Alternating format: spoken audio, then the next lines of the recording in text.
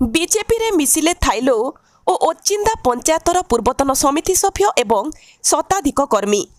ବିଶ୍ୱଗୁରୁ ପ୍ରଧାନମନ୍ତ୍ରୀ ନରେନ୍ଦ୍ର ଦାମୋଦର ମୋଦିଙ୍କ ନୀତି ଆଦର୍ଶ ଏବଂ ଭାରତୀୟ ଜନତା ପାର୍ଟିର ବିଚାରଧାରାରେ ଅନୁପ୍ରାଣିତ ହୋଇ ବାଲିକୁଦା ବ୍ଲକ ଥାଇଲୋ ପଞ୍ଚାୟତର ପୂର୍ବତନ ସମିତି ସଭ୍ୟ ବିଶିଷ୍ଟ ସମାଜସେବୀ ପ୍ରଫୁଲ୍ଲ ଚନ୍ଦ୍ର ବାହାଲିଆ ଶତାଧିକ ସମର୍ଥକମାନଙ୍କୁ ନେଇ ବିଧିବଦ୍ଧ ଭାବେ ବିଜେପିରେ ଯୋଗ ଦେଇଛନ୍ତି। ଏହି ପରିପ୍ରେକ୍ଷୀରେ ବିଜେପିର ପୂର୍ବତନ ଜାତୀୟ କାର୍ଯ୍ୟକାରିଣୀ ସଦସ୍ୟ ବିଶିଷ୍ଟ ସମାଜସେବୀ ସଞ୍ଜୟ କୁମାର ମହାନ୍ତିଙ୍କ ବୋରିକିନା ତିତିରାସ୍ଥିତ ବାସଭବନରେ ଶତାଧିକ କର୍ମକର୍ତ୍ତା ଉପସ୍ଥିତ ହୋଇଥିଲେ।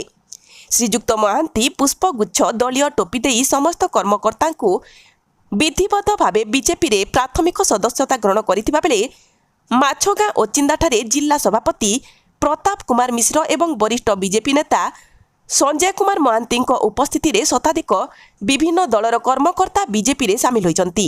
ଆଗାମୀ ଦିନରେ ବିଜେପିକୁ ବିଶ୍ୱର ସର୍ବବୃହତ୍ ଦଳ ଭାବେ ପରିଗଣିତ କରିବାକୁ ସଂକଳ୍ପ କରିଛନ୍ତି।